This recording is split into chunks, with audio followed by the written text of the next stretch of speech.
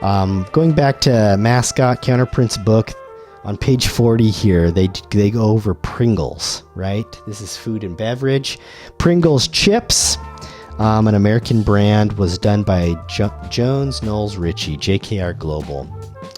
The new Pringles identity puts Mr. P front and center. JKR elevated this much-loved and distinctive mascot, referencing elements from the past, whilst focusing on making the icon fit for the future to connect with consumers today. With a new haircut, an expressive pair of eyebrows, and an oversized red bow tie containing an updated word mark, the new design seeks to give Mr. P a new lease of life across the entire brand experience. That's a heritage brand. Yeah, definitely stylized. I'd say that this is shape-based also. It's just a circle. And see if this, yeah, this is still in circulation here. And obviously all over the brand. It's their logo, you know, along with their word mark. Essentially, it looks like the Pringles guy is like an emoji. Changing eyes, hearts, stars, eyes, little sleepy face, cry face, confused. The mean tomato. This is a great one because there's an interview in this part of the book. So I'm going to read some of it and probably cut it down. The mean tomato utilizes playful typography in a cheeky cartoon tomato to disarm the consumer and to tap into the nostalgia we all feel towards mischievous cartoon characters from our childhood. Anyway, ordering a takeaway pizza is nearly always a spontaneous purchase, and it should feel fun, so it felt right to use a style that didn't take itself too seriously. Oh, here we go. Question: what do you think makes a successful mascot? I should say this mascot was also designed by Dan Woodger. I hope I'm saying his name right. Shout out to Dan Woodger. Great illustrator, such a defined style, so recognizable. I think the most successful mascots are the ones who become a personification of their brand. They live and breathe them, continuously reminding their audience of who they represent. To achieve this, a mascot's physical appearance needs to be extremely distinctive and memorable. An iconic silhouette, right? A good mascot should also have the ability to move, gesture, react, interact, and generally communicate on a level that a brand alone would not otherwise be able to. A lot of mascots don't have these abilities, and I find it difficult to differentiate them from a regular static logo. Okay, so what defines a mascot is its ability to interact and generally communicate. We've discussed static or illustrative symbols that have a character, a main character as their central to their visual brand, as their logo. But what they're saying here is their ability to move around, to express. That's what makes them a mascot. In my opinion, a mascot who isn't alive is certainly not being utilized to its fullest potential and maybe isn't really a mascot at all. Identity crisis for all mascots. Okay, another way to measure a mascot's success is to look at how long it is used for by the brand. The best mascots are timeless and or move with the times. They may need to change and evolve as people in society does due to their human-like characteristics. I think mascots have stood the test of time because they're such a powerful branding device. They're essentially walking, talking ambassadors for the brand. Yeah, brand ambassador is also a mascot. Any celebrity or influencer brand ambassadors, you are now a mascot. The Michelin Man is a brilliant example of this. Who would have thought a tier brand could be so charismatic? Similarly, mascots give brands the ability to add emphasis or expression to brand messaging in the same way that adding an emoji to the end of a sentence works. The underlying reason is they're so relatable.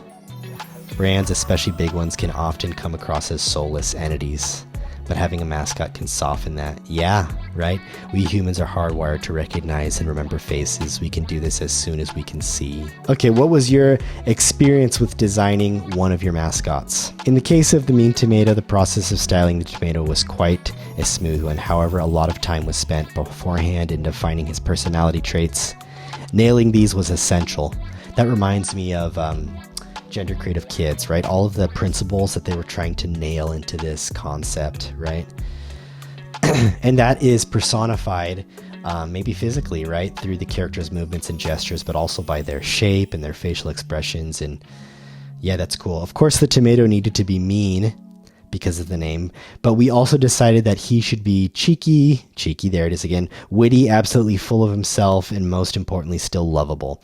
There's a lot of visual nuance in this mix of personality traits. Dan Woodger, represented by Jelly, was commissioned for this. What would a mean tomato's hair look like? The answer is spiky, for the same reason that Dennis the Menace, Bart Simpson, Rick Sanchez have spiky hair, because it adds attitude and grit.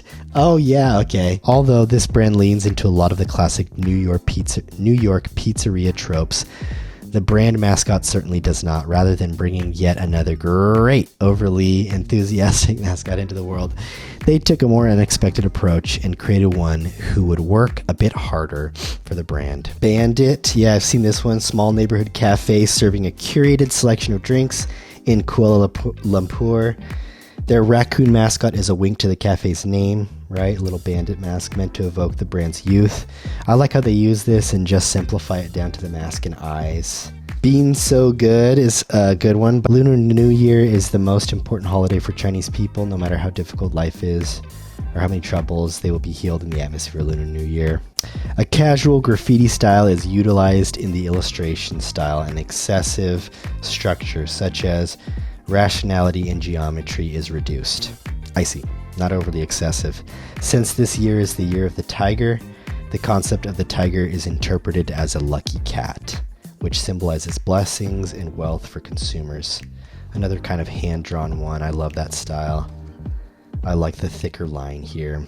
I think that there's, another one here. We Compost, our leading compost collection service in New Zealand. The identity celebrates the mighty worm. The iconic worm logo is modern and playful and speaks to the grassroots of composting. SeaChange extended into this. SeaChange is the studio, extended this into a bespoke typeface, worms display. Oh, so they made a typeface around this too, as well as a bold graphic worm print for maximum standout. Yeah, essentially a line with a rounded end, and just the green as their single brand color. A simple eyeball, right? This is an interesting one. I would almost say this verges on just being a symbol, right? Especially because they tie it into like this type. And just the dot as the eye. It is a character, right? Our strategy was to do something fresh for the sector, modern, fun, and accessible. Yeah, I would almost say that this is a mark, right? That has just because it has it's less exaggerated, it's less expressive. Okay, so we've looked at a lot of mascots from CounterPrint's book today. That's one of a few resources I hope to discuss as I just continue to study this. In the next video, I'll try to apply the principles to these now that we've looked at them, and then continue to do it with others. If I could take anything away from these though, again, like we've said prior, there's a humanity, a charm, an approachability, a connection that these brands and entities are trying to make with their consumers. And they're doing that through mascots, through character brands. And so I love to see that. I'm happy to keep studying it, and I hope you do too.